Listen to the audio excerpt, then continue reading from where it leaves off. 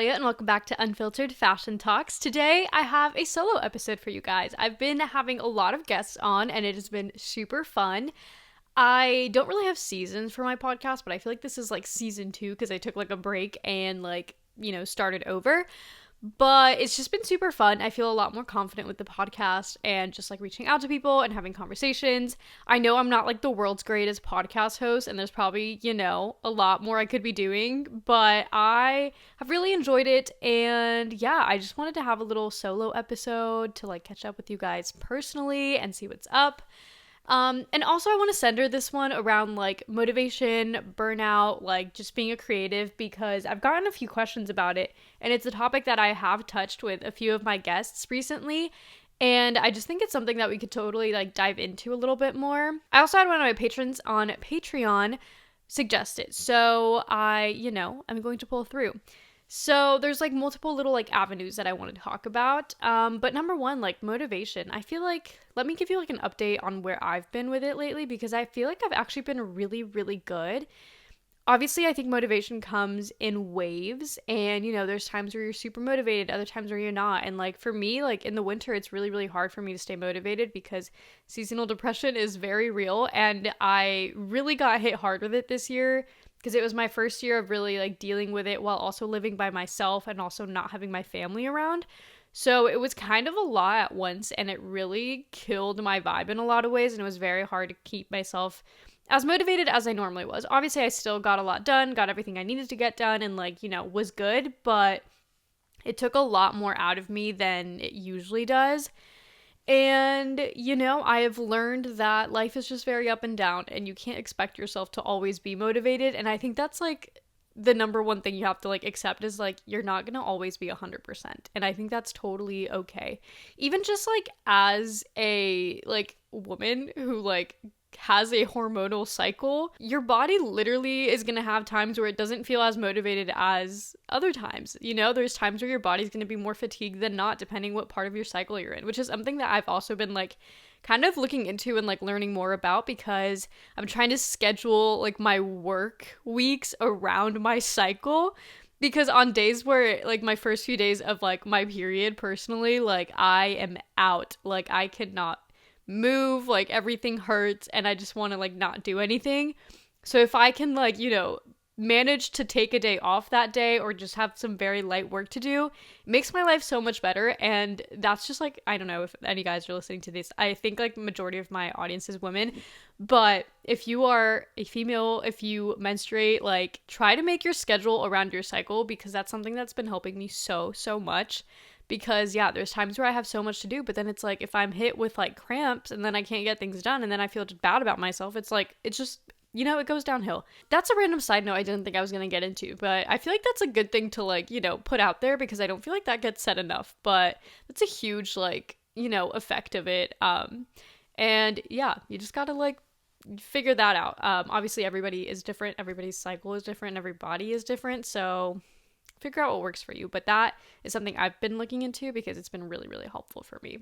I think it's also important to note that everybody's like version of productivity and like success is different. And I don't think there's like a set image of how it's supposed to be. Because, like if you try to look up like how to be productive videos and things like that, it's always like people that are like, wake up at 5 a.m., do this, go to the gym, don't look at your phone, blah, blah, blah. And like all these like honestly really unrealistic things for a lot of people. And that's just like not the way it has to be. Like personally, I wake up at 7:30 or 8 every day. 7:30 on days that I'm like good, and 8 on days that I really cannot deal with life. But like that's not a ridiculously early time to be waking up. That's a pretty normal time, I would say. I don't know. But it's like, that's what I need. Like, I don't know, waking up at 6 wouldn't really benefit me in any sort of way. I would just have a longer day and like, I don't know, maybe do more work, but maybe not, because I'd go to bed earlier. So that's just putting it out there for anybody who like is more of a night owl and doesn't wake up super early. Like, don't think that that's not a productive thing to do, because some people just work differently. And I think that's like very normal. And again, I just like with the theme of like learning what works for you and like knowing yourself and your body and how you function best, I think is really what it's all about. Also, a really big thing that I always talk about, and I feel like a lot of my podcast guests have also mentioned, is the importance of rest. And it's something that I've really, really come to learn over the past year, because I don't think rest was part of my vocabulary previously at all, because I've just always been such a productive person. I always want to be doing something that's going to be, beneficial for me. And that doesn't mean that I don't like live my life either, because if I'm with people, if I'm with family or friends or whatever, like I'm super present, and like that feels productive to me to just be hanging out with people and like, be fully present. But if I'm by myself and like I'm just watching TV or something, I'm like, I could be doing something else. And it's like a great like characteristic to have in a lot of ways, because it makes me, like very productive, and I get a lot of work done, and I'm motivated. But at the same time, it can be so detrimental to your mental health, because then if you spend like 5 minutes watching TV or 5 minutes on your phone, then you're beating yourself up about the fact that you just spent 5 minutes on your phone and you could have been doing something else. And it's this constant battle. So all that to say is that rest is actually really important, and I encourage it so much. I was speaking on a panel today, actually, and they were asking us about motivation and how we stay motivated. And that was like the first thing that came to my mind. I was like, you know what? Like rest is really important, especially as a creative, whether it's fashion or any other field. I just feel like our minds are constantly racing. We're constantly thinking of, other things we could be doing, and like new ideas, and just all these, thoughts, which is a really beautiful thing about being creative and being any sort of artist. Or even like if you're not necessarily like an artist, or like, in that kind of aspect, if you're just like a business type person, like constantly thinking of new business ideas or business moves and things you could be doing, like it's so beautiful and so great, but so exhausting. Like your mind never fully turns off. And that is like really hard to deal with. And I've learned that the only way that my mind really shuts off, or like allows myself to just like kind of, I don't know, not think about business and creative ideas 24/7, is if I just like really sit with myself in like silence, whether that's like journaling or quite literally just sitting there and not like, I don't know, not looking at the TV or anything, just like staring at a blank wall. Like, I think it looks different for everybody. But I feel like that's what it's been for me lately, just because, like the weather, obviously in the winter, it's too cold to be out and about walking. So I wasn't going on walks. And the only thing I felt like I could do was just like sit and do nothing. But now that it is starting to hopefully get warmer here in the spring, I think going on walks is really, really beneficial. Even like going on drives is really, really nice. Just because like you can't be on your phone, like you physically cannot be on your phone while you're driving, or at least you shouldn't be. So it like forces your mind to like not try to be busy, because I guess maybe not everybody goes to their phone if they're like, not doing anything, but I think that a lot of us, like if we don't have anything to do, if you're by ourselves, like you immediately just like go to your phone and probably scroll on social media, or like, watch a video, or like, you're constantly just like looking for technology to fill the void. And I love having activities that require me to not be able to use technology to fill the void. So like just sitting there and like having my phone in a different room or something, so I can't just like be like, oh, let me look at it for 2 seconds. Like just sitting with myself, journaling, going on car rides, listening to your favorite songs or whatever, or even cooking. That has been a huge one for me lately, and I've realized that I love it so much because it gives me that space to just like let myself be. And I hadn't put that together in my head. I was like, I don't know why I enjoy cooking so much. Like I don't know, like I've always liked cooking, but I like really look forward to like making a meal every single day. Like I don't like having leftovers to just like heat up. And I was like, I don't know why I don't like that. Usually, it's nice to meal prep and have things pre-made so you don't have to be constantly cooking. But at the same time, like I love cooking because I'm like so concentrated on something that's not related to business or fashion or anything that I personally do. It's just, for funsies. I mean, also because I need to eat and like take care of myself. But I don't know. There's something about finding little things that you can do that kind of are completely off from your creative side that just like help you reset. And I feel like during those times where I'm like going on walks or in my car or journaling or cooking or whatever, is sometimes when I get my best ideas. Even like in the shower, which I think is why a lot of us do get really good ideas in the shower. And I feel like that's such a common thing to hear, like shower thoughts or like really great things, because you quite literally can't do anything else in the shower but just sit there with your thoughts and like, you know, obviously shower, but you can't like be on your phone or like be talking to people or like be connected in any way. So you like are forcing yourself to be in your head and to be in your thoughts. And that's, I think, why so many people get really great ideas in there, because you're not distracted. You're fully centered on just like you. And I don't really know where I was going with all of this, but all that to say is that rest is really important, and taking your mind off of whatever creative thing you're doing is so helpful, because I think sometimes when we're in like creative blocks or we're feeling very unmotivated, you're like, all right, I just gotta like push through it and like continue to like try to do something and continue to create, and something will happen. But sometimes I think the best way to combat the creative block is to actually just take a step back from it, not think about it, do something completely different, and then come back to it, and you'll have a much more refreshed brain that's absolutely ready to just like take on the world. At least that's how it's been for me. And even like travels are really, really good for me. I know that's not like something everybody can do, but just getting out of your normal routine, I think, is really important. For me, like travel is the best way to do that, because honestly, I just don't have really like anybody to hang out with on my day to day where I can just be like, let's go out and do something. And there's not very many exciting things to do around here. So when I do get to travel, like those experiences really help me get out of my zone and then like re-inspire me. And they help me just like, you know, like reset my brain in a way so that I'm like re-energized. Another way that I've recently learned that I'm re-energized is if I'm talking to the right people. There have been conversations that I've had, especially with the podcast in all honesty, where I'm, you know, talking to these people. Some of them have been like my internet friends for a while, and it's our first time like honestly talking, like actually hearing our voices and stuff, not just like through DMs or anything. Or sometimes it's the first time I'm like really talking to them or whatever. And I just have such beautiful conversations, and like hearing them talk about their work and things that they're doing re-inspires me to like do what I'm doing and remember why I'm doing what I'm doing. And I think that surrounding yourself with people that lift you up in that kind of way and inspire you and that are also motivated is so important. And I don't think they have to be within your own field, but even just being around, like, I don't know, like my parents have nothing to do with fashion, but both of them are incredibly motivated people that are constantly, you know, trying to do more and do better and just like, you know, live life in the best way that they can. And I think that really rubs off on people around them, and like they want to be surrounded by people who are like that. And so all of like my family friends that I grew up with are the same way, and it's so beneficial because you kind of like feed off of your energies, and if everybody has this good motivated energy, like you're all going up. But if you start hanging around with people that are like, well, I don't want to do that, or like I'm like not feeling this today, or like I don't know, are just constantly being negative about things or their lives and don't really have like set goals and dreams and things they're working towards, I feel like that can be very draining. And in a lot of ways, maybe you can actually be somebody to help them move themselves up.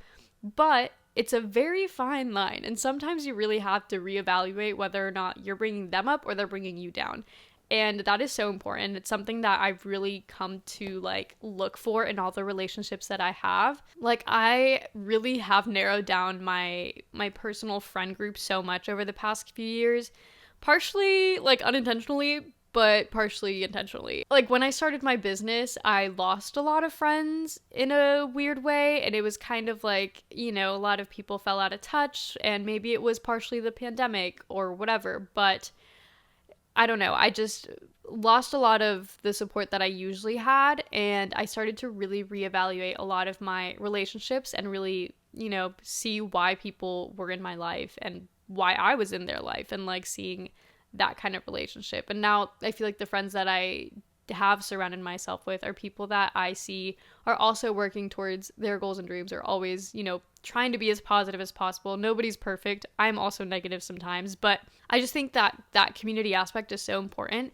And even if you can't find people in person to be like that with, because I don't know, for me personally, I don't really have a lot of people I can like actually like go see, but even like through the internet, I have met some of the most supportive people in the entire world. Like quite literally every podcast guest I've had has been so incredible and so supportive, and they're basically strangers on the internet. Like, I feel like at this point they're not strangers and now we're like, you know, friends or whatever, but at some point it's like we're complete strangers that would have probably never met otherwise if we hadn't found each other on the internet. But for whatever reason, like, you're like my number one fan and I'm your number one fan, and we're gonna lift each other up. And I think that is so valuable. And sometimes, you know, it will be the people that don't really know you're strangers on the internet that support you the most, and that's tea, honestly. I kind of am losing my train of thought right now. Well, not losing it, but I don't know if I'm like really staying on track with what I'm supposed to be talking about. But another thing I wanted to talk about in terms of like motivation and stuff, because this was like the specific question that I got, is like how to stay like creative in like a small space. I had somebody reach out and be like, hey, like, I know you lived in New York and you probably had a super small apartment. Like, how did you stay like creative and motivated in such a like small space? Because obviously not everybody has, you know, an entire dedicated sewing room like I do, which is such a blessing. But I think that generally, just speaking on your space and like where you live or where you work or whatever, making it a space that motivates you is so important. And I think it's different for everybody. But if you watch my videos, you've seen that my rooms are all pretty minimalistic. Like, I don't really have much on the walls. Everything is white. It's very clean, minimal aesthetic, because that is what makes my mind feel calm and at peace. And just like minimum clutter is what helps me feel at peace. But some people are maximalists, and some people love to have super colorful, crazy things around them, and that's what inspires them. So I think that no matter the space that you have, like whether it's a little corner in your bedroom or it's an entire room or it's a garage or whatever it is, I think just being able to decorate it in a way that inspires you and actually makes you feel like calm and at peace is what really matters the most. And obviously I do think that organization plays a really big role in this. Like, I think that even if you are a maximalist type person, keeping things organized and knowing where things are is really important to like mental sanity. My mom always says that like a clean house is like a clean mind, basically, and I didn't fully get that until I moved out on my own, and now I feel like I'm cleaning every 2 seconds, because I've realized that whenever my room is messy, like, I don't like it. It makes me feel like anxious and it's not fun. But when my house is like clean, like when I have like a freshly new clean kitchen, literally the greatest feeling in the entire world. Or like when I love vacuuming. I literally vacuum like every other day. But like when I like am done vacuuming a room, it's like the most satisfying thing in the world. And little things like that are the things that honestly help you keep motivated. Which is kind of all weird, but I think your environment really does dictate a lot of your motivation and your creativity as a person. And it's something that I really try to put a lot of time and effort into, because I really have noticed that it's a huge thing. On a more like specific, like, you know, slow fashion business type of note, I've also felt a lot better about how I'm running my business right now. Like, I'm gonna give you guys like a little like business check-in, I guess. I obviously have been doing this for a little over a year and a half. I feel like I've been doing this for at least 3 years. I can't believe I haven't even hit the 2-year mark yet. Literally baffles me. But I have finally, or at least I feel like I have finally found a point where I have really learned to balance my workload and figure out how to not get too overwhelmed with it. And I think that, first of all, hiring help has been super helpful. I don't have anybody super consistently, but I do have, you know, my seamstress Starry, who does help out at least like once a week, sometimes once every 2 weeks, kind of depending on the season and what we're doing. But she has been a lot more consistent lately, which has been super nice. And then I also have another seamstress for the spring, for like the spring semester, because she's in college. And she has also been helping, and I've had her come in every single week, which has been really nice, just to have consistent like help and constantly be, you know, getting ahead in things. But also, because I'm made to order, I, you know, kind of dictate how much inventory I can put up at a time and how much I want to like make at a time. And I've really learned to just do like very small quantities at a time every time I launch or restock, so that I really do have enough time to make it in 1 week without feeling overwhelmed. Because I think that I used to put stuff like, yeah, I can make 10 to 15 items in a week. And like, yeah, I could. But then that leaves me with no time for social media, for editing YouTube videos, for like emails, for trying to figure out, next steps, next things. And I would get so overwhelmed. And so now I've learned to maybe put like a little bit less. It depends on the week. Sometimes I do put up to like maybe 10 items or maybe a little bit less depending on what items they are and how long it takes me to make them.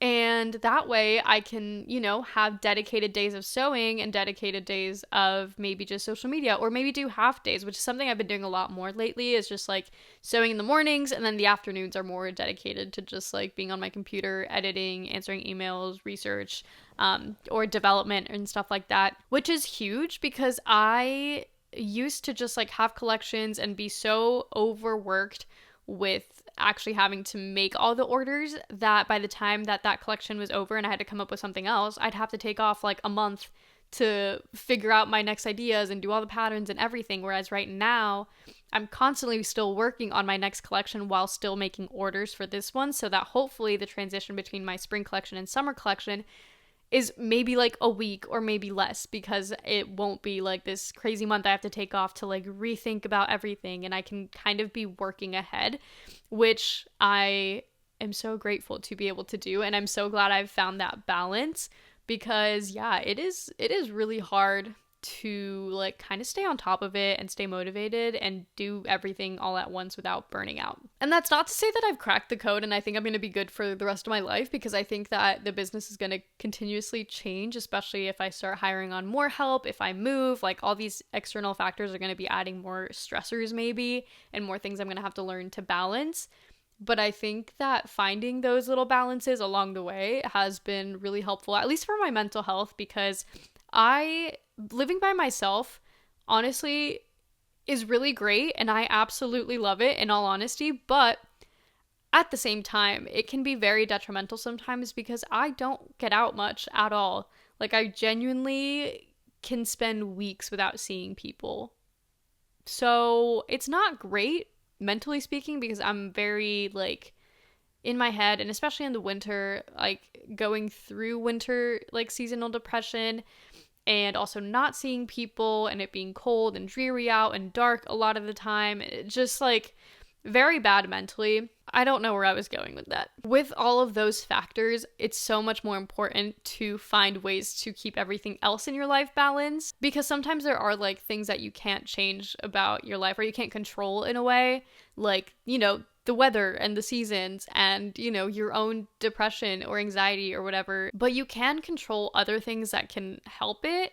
And that's something I guess that I've learned, and that's helped me stay motivated and stay creative and stay on top of things and be able to live by myself peacefully. But it's taken me a full year to get to this point, because I moved out here in February of last year, at the end of February. So at this point, like I'm like maybe a week or two past my 1 year anniversary of moving out, which is honestly crazy. But yeah, at first it was like all super fun, and it's like, oh my gosh, I have my own place. And then summer came around and it was super fun, and fall was great because I just love the fall. It's my favorite season. And then winter hit and I was like, this is not as fun as it used to be. What the frick? And yeah, so I feel like all my thoughts have been kind of jumbled, but also at the same time, I feel like they have been actually like on the same track. I don't really know. So anyway, moving on to more business updates for you guys. I think I've somewhat kind of hinted at this, but like not fully. But I have been looking into manufacturing at some point, and it's something that I was kind of scared of admitting or like even doing or researching or whatever, because obviously as a made to order brand, like I can't manufacture. But the more people that I talk to about it, like within the industry and stuff, everybody has asked me like, when are you going to start manufacturing? Like nobody's expecting me to stay made to order forever, which has been kind of a relief, because I love being made to order, but there's a lot of stressors around it, and one being like the scalability of it. And it's not even that I want to be some big brand, but I just like financially it's really hard to run a business. And if I were just running my business and not doing YouTube and social media, I would not be able to run it. Like, and I wouldn't be able to like do it full time. I would not be able to like live on my own and afford all these things, because it's very expensive, especially within the first few years, and you're not getting that much return yet. So like realistically, being made to order forever is really, really hard, because it's hard to scale it, and it's hard to kind of come to a place where I can kind of live comfortably and a little bit more freely and have financial freedom, which is, I think, the goal. So I've been looking into manufacturing. I've spoken to so many manufacturers, like emailed so many, got no responses from some of them. I was able to talk to a lot of them though, and I've learned a lot about the whole process of manufacturing, which is something that I'm gonna like talk about more in the future once I really get into it. But there's a lot of things that have been really surprising within the industry, regarding like sizing things and how it all works, minimum order quantities, and just like, I don't know, tips and tricks along the way that I've learned have been really cool. But that being said, I do plan on hopefully having some things manufactured by the end of the year, which I will share more about when we get there. But I have been recording the whole process actually, which has been kind of fun. But I don't think that video is going to come out for months, which will be like crazy to look back on, because I think I started filming it in December of last year, when I was like initially like starting to email people and calling people and like, you know, doing all those things. And yeah, I'm really excited to finally be able to manufacture a little bit, but I don't think I'm going to be 100% manufactured. I think I'm going to still be doing some stuff in studio and then half manufactured, and kind of do like a, I don't know, combination type thing. And I don't know if I'll do that forever or not, but I guess my goal had always been to have my own kind of like workshop and have everything made out of like my own offices and stuff. But upon talking to other people, I've realized that I don't know how to like manage that, and managing manufacturing is kind of an extensive thing and something you really have to be very knowledgeable in, so that everything gets done properly. And you really have to know the operations really, really well. And because I've never manufactured, I don't really know what goes into kind of creating your own manufacturer. And I, you know, came to that realization after, you know, many conversations, and I'm excited to start manufacturing and learn from the manufacturer that I am going to be working with, but then also be able to hopefully translate that into my own like kind of manufacturing and studio one day. So that's kind of the goal I had, which I was kind of against at first, because I really wanted to just like do everything right from the start and have my own like manufacturer and do it all in studio. But I kept trying to figure out like the cost of it and how I was going to go about it and like the business plan, and it's like possible, but also really, really difficult and so expensive. So realistically, it doesn't make sense. And I'm not somebody who wants to take out some huge business loan. I don't, like, I'm self-funded, shout out YouTube, but I don't want to be in huge amounts of debt. I just want to like, you know, build the company as it goes kind of slowly. And if at some point I feel like I do want to invest a whole lot into it, like maybe I will. But right now I just don't feel like that's necessary. And I'd rather just like, you know, go at a slower pace and do a little bit at a time and not risk too much. So it just wouldn't make sense for me to just like jump into having my own like studio and manufacturer and hiring people and doing all of that, because it's kind of a lot. So that's kind of where I'm at with like what I want to do with my business. I feel like it's constantly ever changing. So when people ask me like, where do you see yourself in 5 years? I'm like, I really don't actually know, because I feel like every other day I'm kind of evolving my business plan and how I want to go about things, because I just am learning so much about business and fashion and finances and everything that goes into it. And it's really cool. I've enjoyed the process a lot, and I am excited to continue to learn. And then once I feel good about everything that I've been learning, like to be able to share it with you, because a lot of this information, it's not something that I can like find online. And I feel like it's stuff that I've had to like talk to people about and kind of find for myself. So can't wait to be able to share everything that I've learned, but still got a lot of learning to do before I can do that. Some other things that I would like to do with my business is eventually be in like retailers or like boutiques or just other shops. It's not like my goal to only be on other shops. Like I still want my e-commerce platform to be like my biggest platform, but I would love to get my clothes to like different audiences, especially in store. Like I would really love to have some pieces in store, because I think the only thing with e-commerce that's so difficult is that people sometimes can be scared of buying something because they don't know how it'll fit them, or they don't know what the quality really is like. And especially if you're spending a lot of money, like my pieces I know are not like like super affordable.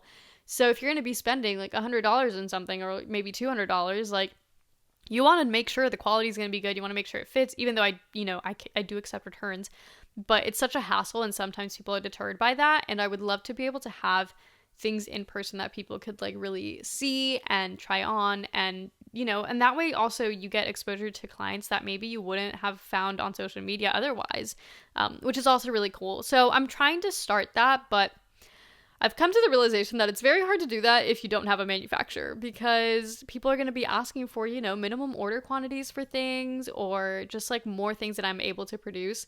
So, once I get my manufacturer, I will start that process a little more too. But those are my current kind of like goals and thoughts with my business. I'm really like excited, and like I feel very re-inspired to continue my business. I think for a minute there, I was very like just stagnant. And to be honest, like financially and like growth wise, I'm still pretty stagnant right now. I feel like I've been stagnant for almost an entire year. Like I feel like year 2, honestly, so far, super stagnant. I don't think obviously I've like grown in numbers and whatever. But the thing about me and my business is that I don't think all of my Instagram followers are necessarily customers or people that want to buy from me. But a lot of them, I think, are just people that follow me on YouTube as well and just want to see my business, or they're other business owners that just kind of want to, like, see my growth and journey and process. And I've kind of come to that realization that, like, dang, I don't think my, like, current 28,000 followers are necessarily, like, 28,000 people that want to shop for me. So it's, like, I've had growth in numbers in social media and stuff, but as far as like sales and revenue, it's been very stagnant. Like it hasn't gone down, but it hasn't really gone up either. So it's kind of interesting. And for a minute there, I was so frustrated with it. And I still am every once in a while, I'm not gonna lie. But at the same time, I feel like I'm loving what I'm doing so much. Like I love the collections I'm doing. I feel so much more at peace with how I'm going about doing them. And I have all these things to look forward to that I feel like I'm kind of okay with it.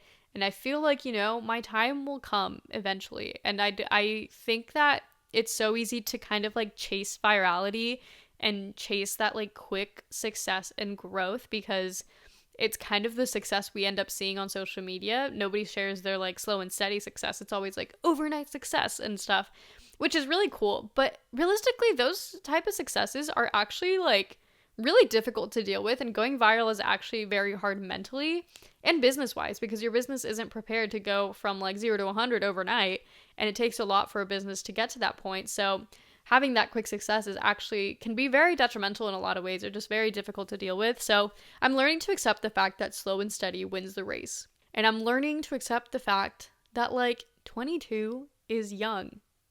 I don't know why I feel in my head I'm like getting older and older, and I'm like, I am getting old. No, I'm literally 22. Like, I feel like sometimes I have to compare myself to other 22-year-olds and be like, literally people my age are still in college. Like, everybody is in their last semester of college. They're not even out into the real world yet, and I'm over here feeling like I'm 30 years old, which also isn't old, but I feel like I've just been doing this for so long is kind of like my thought process there. But yeah, I feel like lately I've just been trying to come to terms with the fact that everything happens in its own time, and everything will happen when it needs to happen, and I don't need to plan it too much or rush into things or be upset at how things are going, because everything is happening the way it needs to happen. I feel like that's a great note to leave on, and I hope that you guys enjoyed this episode. I feel like it's a lot of me blabbering, but honestly, I just want to like normalize motivation and the ups and downs of it, and also share with you guys like, where I'm at business wise and all of that, because it is so ever changing. And I don't really know if I ever talk about that as much on my YouTube channel. Maybe I do, maybe I don't. I honestly never know what I share, because I don't really rewatch them afterwards. So maybe I've said this stuff already, maybe I haven't. Regardless, I hope you guys enjoyed. If you're watching on YouTube, be sure to subscribe, because there's certain numbers that I have to hit in order to actually get monetized. So it would actually be really, really helpful if you guys would actually subscribe, or if you're listening to this on Spotify or Apple or whatever, go on YouTube, subscribe to the YouTube channel as well. Just look up Unfiltered Fashion Talks, I'll show up. It's super helpful, Love that for us. And if you are on Apple Podcasts or Spotify, if you want to leave me a rating, that would also be super helpful. I appreciate you guys so much. Thank you for tuning in. If you want to follow the podcast on TikTok and Instagram, we also do have that. It's at Unfiltered Fashion Talks. That way you can stay up to date with the latest podcasts and clips and things like that. And yeah, that is all I got for you guys. I hope you guys have a great week. I appreciate you listening, and I will see you guys in the next one. Bye!